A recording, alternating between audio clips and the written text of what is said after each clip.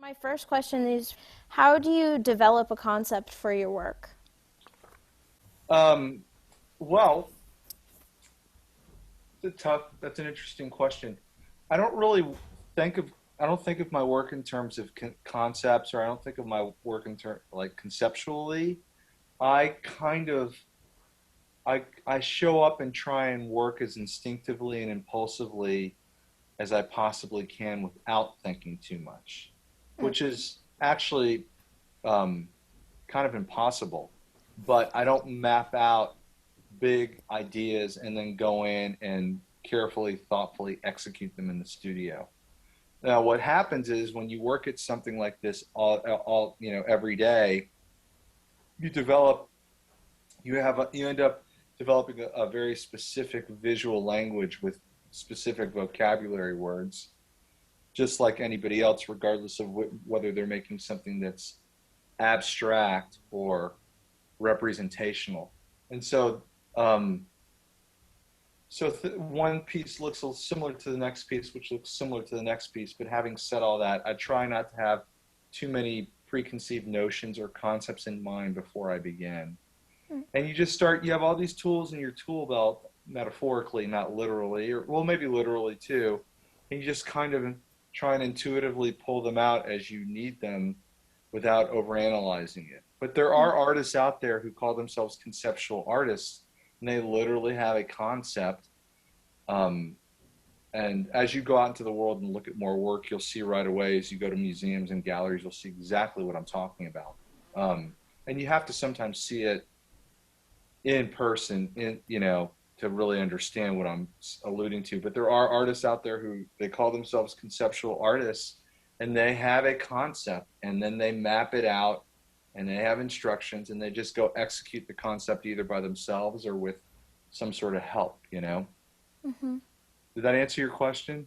I Yeah. can ramble a little bit, and I just had a bunch of coffee, so like, You mentioned like the artistic language that you sort of speak, and so how have other people interpreted that artistic language that you're speaking through your work? you'd have to read essays and press clippings and reviews, and most of those are on howardsherman.com under the press page. Okay. Um, you know, how, I mean, I have certain things in mind that I'd love people to see in my work, but then in the end, everyone always brings their own thing. Every human being on planet Earth is going to bring something of themselves, um, and some sort of their own specific interpretation about my work into it.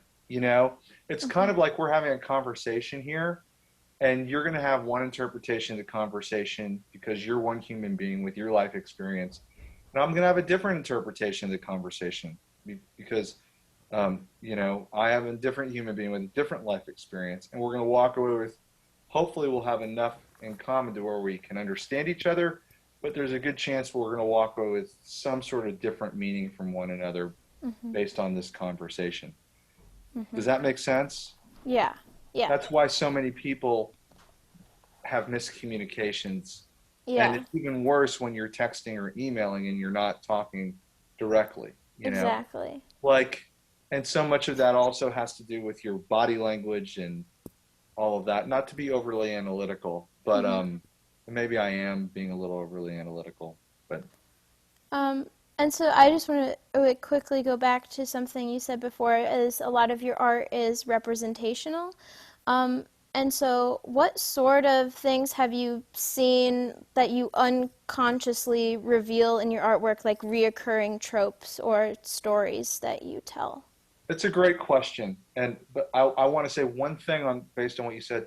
I don't necessarily know how when we say representational, let's define that as when sort of recreation of photography or something Hmm. sort of realistic or representational, like this is a painting of a cup, this is a painting of a bowl of fruit, this is a portrait of a human head, right? So I don't necessarily, I incorporate some of those types of elements in my work, but for I don't like using the term abstract, but for lack of a better term, there is a lot of historical abstraction going on in my work, along with representational elements, but I wouldn't necessarily call the work representational, right? Yeah. But so having cleared that up, and I want to say one other thing. What I do hope that people get from my work is some sort of an emotional quotient. I generally think the work is pretty expressive, uh, maybe even agitated, aggravated, physical, funny, playful. I think all of those things. I'm trying to get those sort of descriptive terms across in the work, and hopefully most people will get that. They won't look at my work and think, "Oh, calm, meditative, monochrome," or Mm-hmm. peaceful landscape painting of the sky and the ocean, you know, and birds.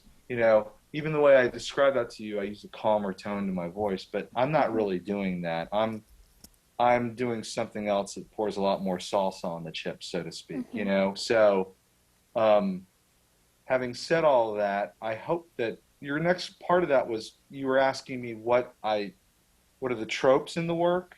Is that Or what you meant? like sort of things that reoccur naturally in your work. I don't know if there's any stories or like you mentioned emotions. What I often see is like very like sharp or angled or I like the word agitated or expressive, playful sort of adjectives that I would use that I see. But like what do you see reoccur naturally in your work as you are creating it? I'm seeing a lot of what you see, what you said's spot on, way better than what I could say. I should let you just do this, and I'll just sit here and nod. Okay, I'll just Okay. sit here and nod, and you can say everything. No, I'm Yeah. kidding. I'll talk. What I'm getting at is, uh, well, there are recurring emotions that you're alluding to in the work, but I have a lot of art history in my work that I'm kind of quoting and trying to sort of remix in my own way. Hmm. So if you like, so there's a lot of abstract expressionism being incorporated in the work, like that abstract expressionism from the 1950s Mm. and the 1940s and the 1950s. There's also some neo-expressionism from the 1980s in the work, which is all the more physical, loose stuff, or where you see some sort of not necessarily crude figurative reference or cartoony figurative reference, but yeah, a little bit of that. I'm also interested in a lot of geometric abstract painting, maybe from the Mm. 70s, which is where you get some of those hard edge shapes, right? Mm-hmm. And then the other thing I do in the work that doesn't that I've mentioned before in interviews, but it doesn't get talked about as much as I'd like it to, is I reincorporate ideas of collage in the work, even when I'm not collaging. Now I do collage, but there are times where you see something that looks like a piece of paper Mm. taped down on my painting, and it's not. It's all paint. Or you see something that looks like duct tape, and it's not. It's paint. And sometimes there's text scribbled in the work because I have an interest in writing, which I do every day, which that's what my social media posts are about, you know? Um, so those are very specific and historical things that show up in the work. I don't know if I call them tropes or not, but I liked when you were referring to the emotions that you see recurring in the work. I think that that's real that's real important too. So it's all of Mm-hmm. that stuff, the stuff you mentioned and the stuff I just mentioned, you know? I think it's very interesting that you like are able to paint other mediums without actually using them. I like wouldn't expect to like paint a piece of duct tape. You know, I would just put it on the canvas. So I think that's very interesting that you do that. I can't. It's hard to see like that is exactly what's going on when looking through your Instagram feed. So that's very cool that you do that. I hope your audience hears, if they hear anything I'm going to say today, I hope they hear this. You've got to go look at artwork in person. Hmm. Looking at work on your phone or on any kind of screen is a total lie. It's like trying to listen to music underwater, and you miss Yeah. half of what I'm doing by just scrolling through your phone and Hmm. clicking around on my website. I want you to scroll through your phone and I want you to look at my website, but then I want you to go see things in person.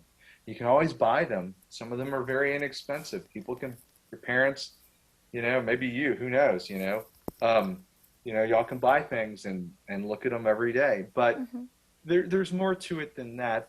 I had this post, there's a bit of postmodernism, postmodern theory going on there, and I had a professor in graduate school who would talk about things like that, like the reappropriation of all of these ideas that have already been said before, and how can you do that? Mhm. And I think also it pulls the work. It put when I do things like, I guess you could call it trompe-l'oeil of these materials and ideas and a Mhm. collage. It takes the discussion, even if a lot of people aren't paying attention to it. It's very important to me because it takes the discussion into another, um, a newer, a fresher, newer, more contemporary place.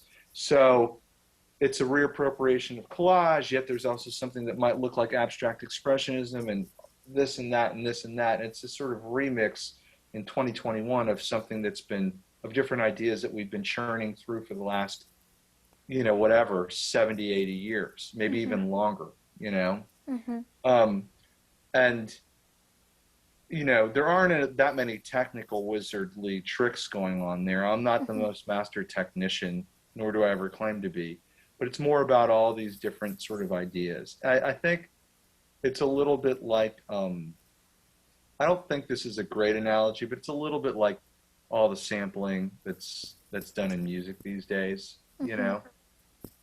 or the recreation of certain organic sounds in nature on a synthesizer or whatever. But these are things that have been going on for a while.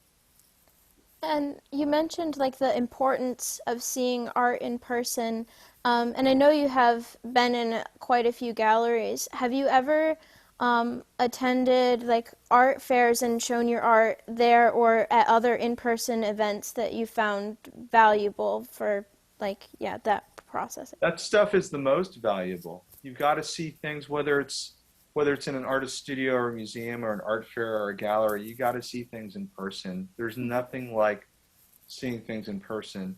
And then and quite frankly, the spontaneous discussions that happen when someone's standing right next to you, shoulder to shoulder in person.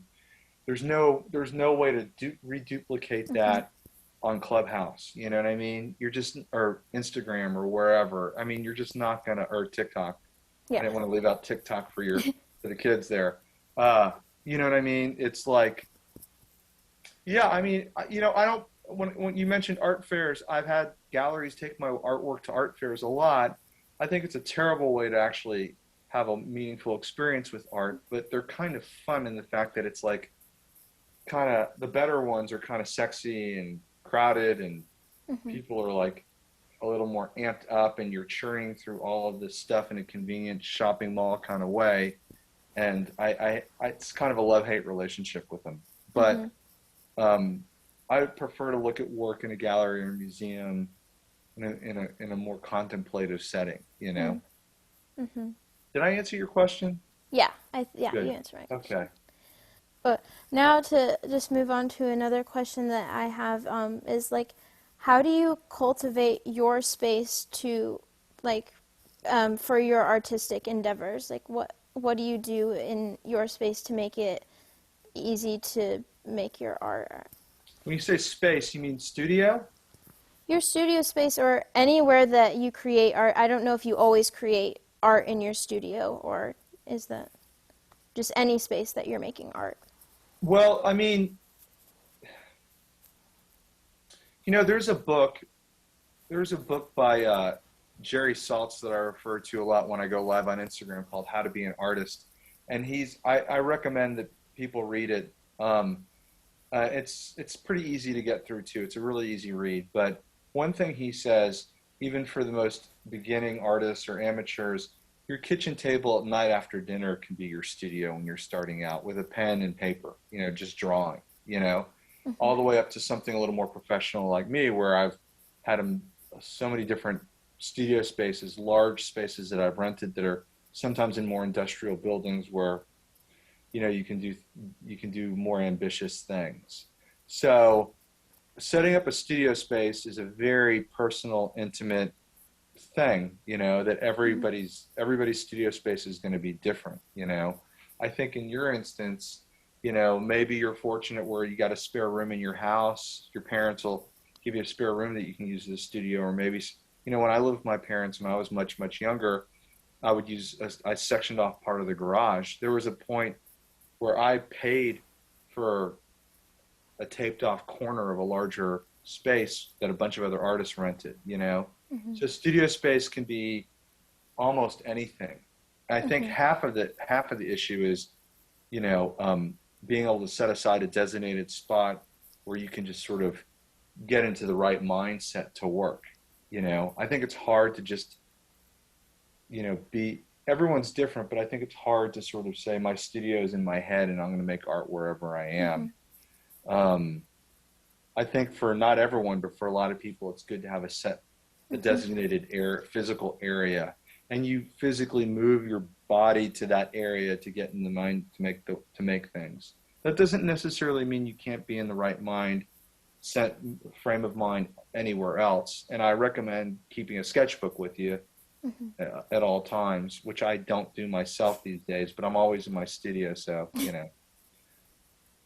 What do you do to get in the right mindset to create art?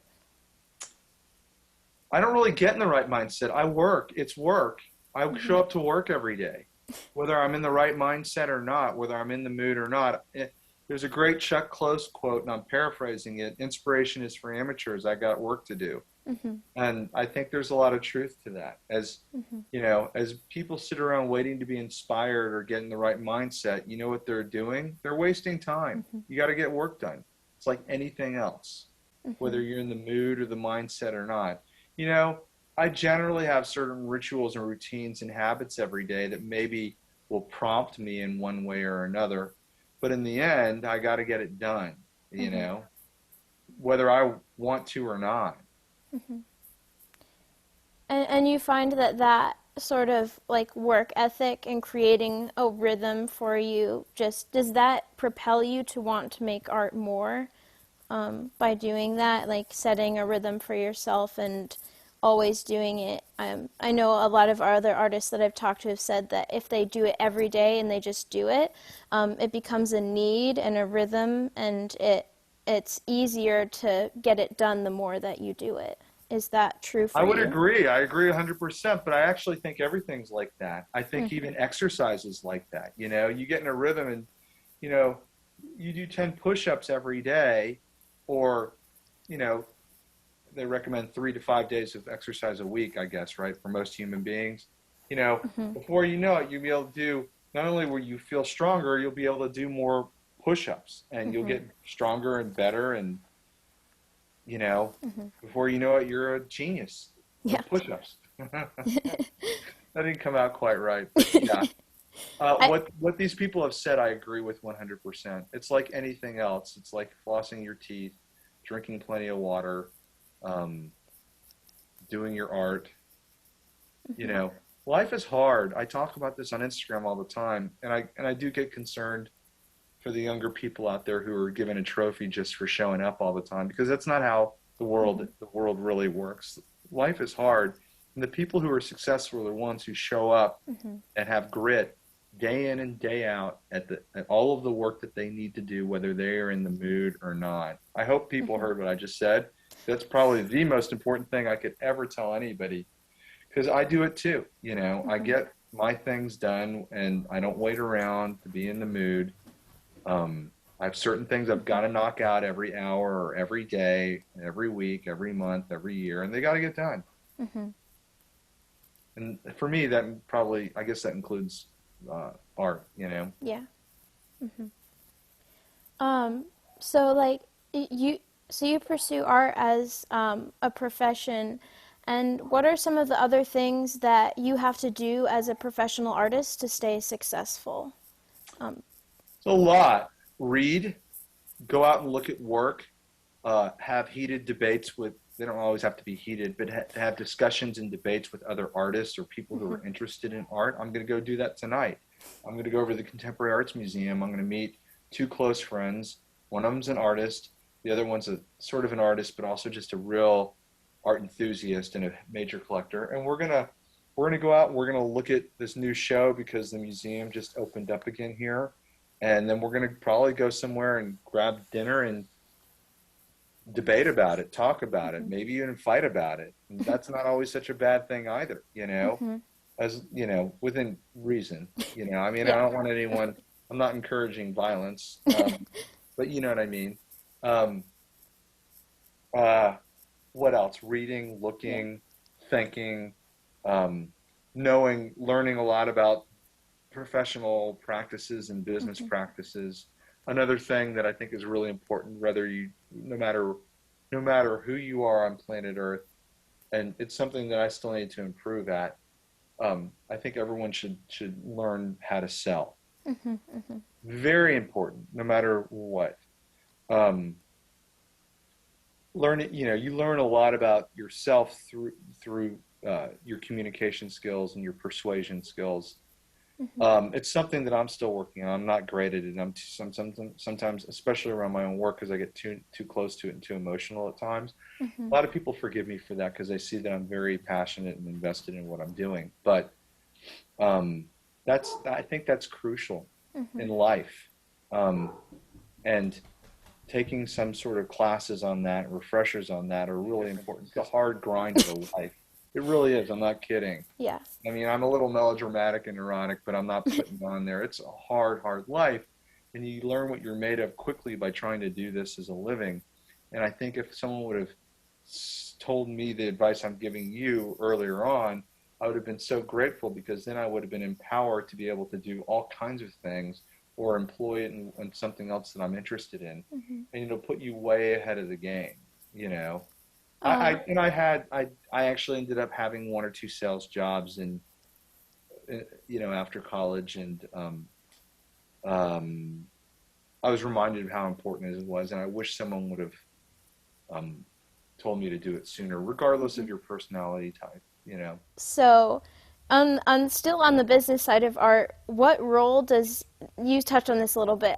But what role does networking play in your artistic career? Crucial, and a lot of artists don't do it or don't want to do it, and they suffer. Crucial. It's crucial in life. I think it's in some ways. I think it's more important now than it was before, with social media and Hmm. people, um, depending too much on their websites and social media. In the end, um, no, you know, this sounds so cliche, but it's totally true. Like, you know, um, what's the phrase I'm looking for? I don't remember the exact phrase, but you need to engage people, and Hmm. people. It's also really healthy too as a human being. You know what I mean? To like have a network of, well, let's just say a network of support. Hmm. How important is it? So your question was, how important is the network? It's great if you want to have support. And when I say support, I don't just mean professional support for people buying your artwork. I mean Hmm. personal support. And Hmm. then what ends up happening is sometimes this sort of professional network ends up being a personal network. And some of the people, not always all of them, but some of those people that supported you professionally that you networked with end up becoming close friends. I've got a couple of those too, you know, Hmm. and and then sometimes in art school you'll build a network, and these are the people. This is another paraphrase from one of the books. These are the people that are going to keep you warm on a cold winter's night when you're Hmm. huddled together like a bunch of cliche starving artists. Yeah. Networking is crucial, and building a network is those are sort of lifelines of support in Hmm. every facet of being a human being. And now I'm gonna stray to a different question, more about your art. So, what significance does color or color palette play in your art? Very important, very important. And I think that it's hard not to consider visual art without considering color, even when you're Hmm. working achromatically or even monochromatically. Hmm. Wow, definitely. You got to learn about color, even if you don't want to use a lot of color. You know, Hmm. Do you you'll tend? start taking classes. Maybe you already have, where you're going to make a color wheel. Have you made a color wheel yet? Yes. Yeah. Yeah, very. It's a great exercise. And it's great to have it and refer to it. You want a good book on color? I don't know if you're into this yet or not, but a lot of professional artists have a Joseph Albers. There's a Joseph Albers book on color theory, and there's not been that much discussion on color since this is a guy who, very famous artist. And I was Instagram living from a show that had a Joseph Albers, and there's a bunch of them up right now at the Museum of Fine Arts in Houston. But um, there hasn't been that much discussion on color since he wrote that book. And Mm-hmm. then if you want to dive really deeply, there's some interesting commentary in some of Donald Judd's writings about color. It's a little bit dry. You may not be into it yet, but I would get a copy of that Joseph Albers book. And if you decide to go to college and work on a Bachelor of Fine Arts degree, when you get to that point, they'll I wouldn't be surprised if there's a reference, if there's a required reading is that Albers book or having a copy of it around. I've got it somewhere. And you flip through it and you see all these investigations into color theory. And um, I think there's more investigating and research to be done on color theory in the context of visual art that has not been, in the last 100 years, really. Mm-hmm. I'm not the guy to do it, obviously, but um, yeah, because it doesn't take the other thing too there, not to go on about this, but it's an interesting topic that could be talked about a whole lot, but Mm-hmm. we don't take personal perception into consideration in terms of color as much as Mm-hmm. we can. Like the cones or the rods or whatever in your eyes are slightly different than mine, and the way the light's hitting the color on the surface of whatever we're looking at it on Mm-hmm. is it changes slightly. Like I have a very again another example. This other friend of mine, really great artist, comes into my studio, and he's originally from Romania. Okay, and the way they would label getting paint there was a whole deal. I mean, he's lived here half his life, but the brands and the tubes of paint that they would work with were labeled differently than some of the ones you buy in a commercial art supply store in the United States, where I'm Mm-hmm. from, obviously, right? So he'll come in here and I will have something on the wall that's painted what I would call lavender, and he tends to call it lilac. And I think we're both seeing something that leans more towards a purplish tint or violet tint than a blue tint, if you know what I mean. Mm-hmm. But I think some of that comes from the way things were labeled with the brand of paint that he grew up with. And you see it even now. You open up tubes of paint at the art supply store and things are labeled under orange, they're actually closer to red. That's a Mm-hmm. great example. Or vice versa. Things labeled red or they feel like they're cut with a little yellow. So they lean orangish to me. Anyway, again, you hit a Yeah. hot I can talk about that a lot Yeah. and what I've read about that a lot. And I think about color a lot. So I kind of went on a little long there. I'm sorry. I hope I didn't ramble. You mentioned the color wheel earlier. Do you find that it's just like the colors you use, it doesn't matter about the color palette, or do you try to use specific colors that match each other or clash with each other, or what's that process for putting color in your art? It changes all the time. It's everything you just mentioned. It just depends what I'm working on. Okay.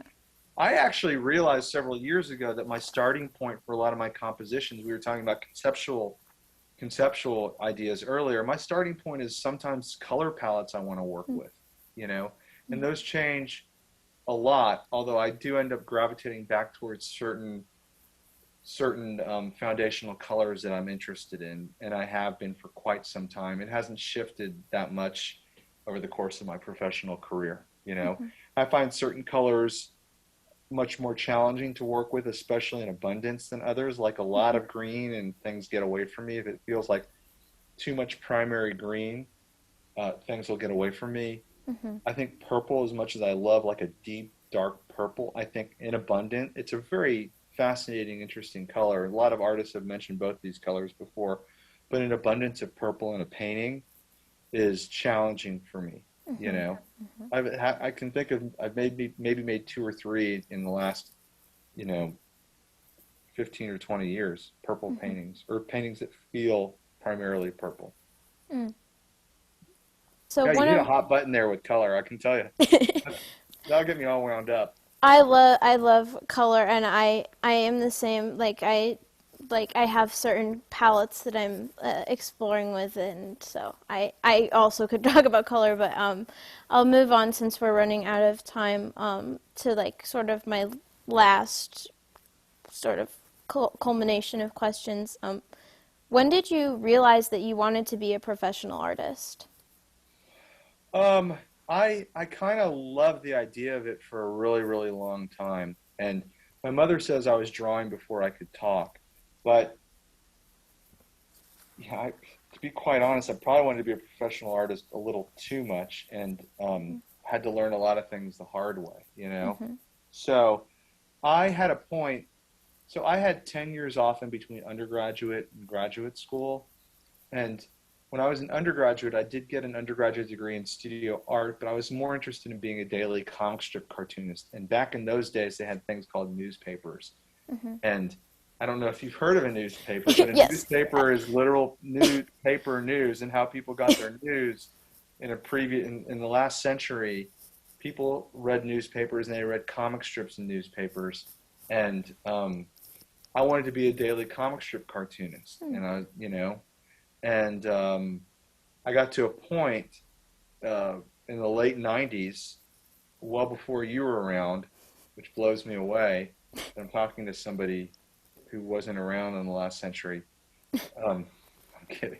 I'm just kind of half joking that, but half not. But anyway, I kind of just, quite frankly, I kind of thought it'd be cooler to be an artist than Mm-hmm. a cartoonist, and I thought I'd meet more girls and it'd just feel a little bit more.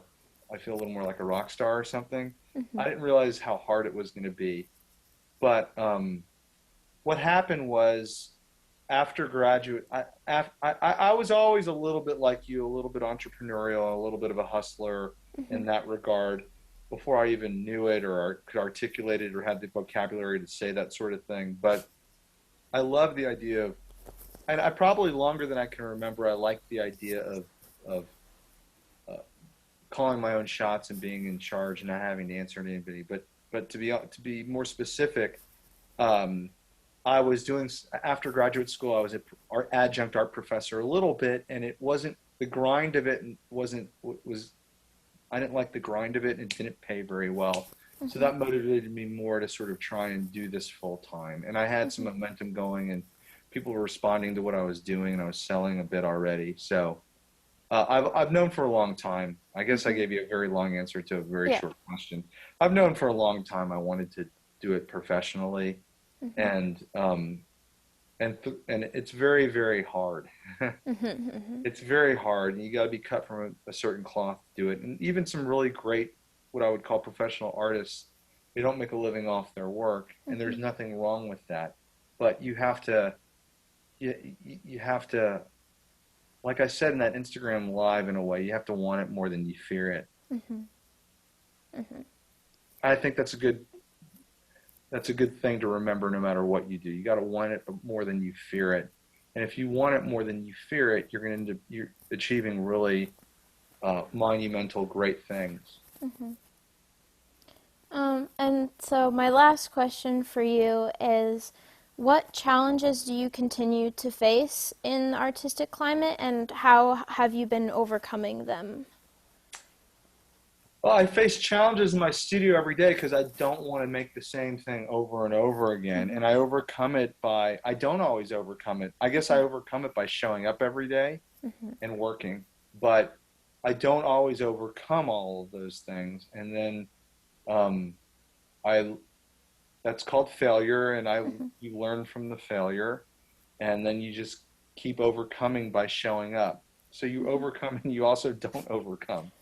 If you're trying to experiment and try new things, Mm-hmm. as I would like to do in my artwork. And I think if you're not doing that, they have a category called commercial artist, Mm-hmm. and there's someone pays you to make something for them where you don't really necessarily make all the creative decisions, you know. Mm-hmm. Mm-hmm. It's And all about, in the end, we can talk around it. I'll say this, in the end, we can talk and talk and talk around these things, but in the end, it's really all about whether you're a professional artist or not, artist in quote. It's all about facing your fears and not running from them, no matter Mm-hmm. what they are, you know. And whether you're 15 or 85 or 55 or anything in between, you're always going to be, there's always going to be some fear you need to confront, or there's Mhm. going to be a fear. It's part of the human condition. And how you confront it and deal with it is going to shape and dictate how you move forward or not. Mhm. And you're going to meet a lot of people, whether they're 15 or 50 or 80, who are going to, you will, I'm just telling you right now, you are going to meet a lot of people who won't, they will not face certain fears. And you're going to smell it on them right away, or you're going to spot it right away, you're going to see it right away. And you want to try not to be one of those people. Mhm. You know, Mhm. sorry, I got a little broad there. Yeah. Yeah. Did I answer your question? Did I ramble again?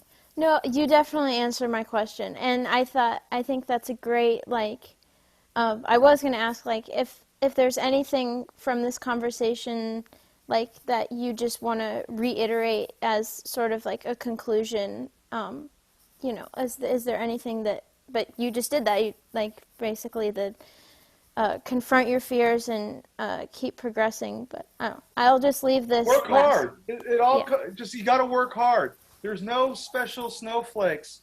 No one's going to give you a trophy in the real Yeah. world just for showing up. I don't think everyone's okay the way they are. They got to Yeah. work hard to improve. And there's Mhm. not enough of that going around anymore. I'm Mhm. speaking from reality. Whenever I talk or do interviews, I speak based on my actions and my Mhm. life experience. I'm not speculating. I'm not pontificating. I'm not making assumptions. Mhm. I'm in the world doing my thing. And the thing, I don't talk about brain surgery because I'm not a brain Yeah. surgeon. But I think that some of the things I've said are pretty broad and applicable. Yeah. And if everyone's willing to grind it out and show up and do the work, most everything in life, including your artwork, will work out okay. Mhm. That's sorry. I kind of raised No. my I kind of raised my voice there a little bit, but I almost jumped up in the air. But anyway, I hope that helped. Yeah, it helps a lot, and it's very, very, very true. And I feel like, and I'm 15, and I know that I think people forget that like right now, especially my age group, we're given sort of a free pass. Like, you do your work, and then that's fine, and then you get your participation award, and everyone wins, and that's great. But that's not how it works. It's like like you've said, That's like not reality. I'm you telling you just from someone who lives in reality. That's not yeah, real. That's not how the world. That's not reality. And you don't want to be one of those people who wakes up and said, "Oh my God, I left.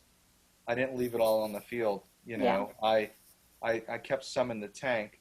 yeah, That's not how you do excellent, exceptional things in the world. hmm And I mean, people can look me up. I don't have anything that I need to prove to anyone. I yeah. can, it's all the stuff is on the website for people to look up, which is howardsherman.com, and there are prints and drawings for sale on the website. Okay, But I uh, but yeah. anyway, I mean, that's how it's worked for me. So hopefully that helps all the people watching this.